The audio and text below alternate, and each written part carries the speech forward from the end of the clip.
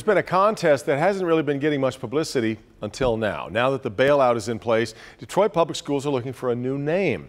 Well, that search is bringing with it more of the kind of anger we've seen regarding DPS since the state took it over. Let's bring in business editor Rod Maloney live with more on what's at the heart of all of this. Rod?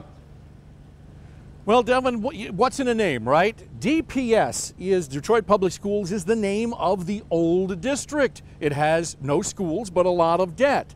Right now, it is called the Detroit Community District. That's the name.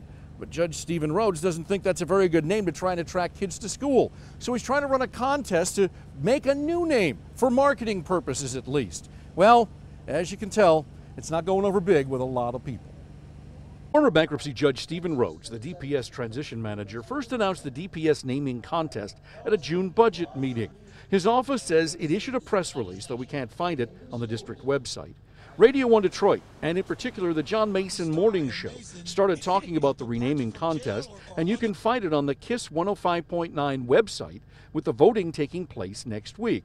But you won't find word of it in many other places. Having one station only take the lead on this is problematic. Former DPS teacher and current Detroit State Representative Sherry Gay Dagnogo says most Detroit school parents have never heard of the contest, and few believe a new name helps anything. And you come in with the mindset that we're going to turn over a new leaf and change the name, and that's going to fix everything without engaging the residents.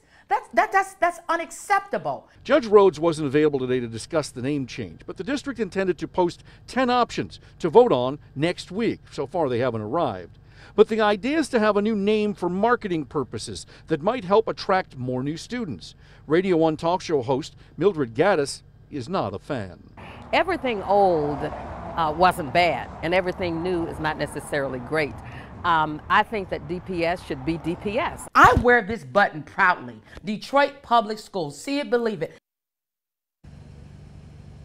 Dagnogo believes that it should stay that way, but legally it's likely not to happen. Now, we got a statement from Judge Rhodes just a few minutes ago. He said our cabinet agreed that DPS-CD and its students deserve a fresh start because we're committed to democracy and we want the community to have a voice in decisions moving forward.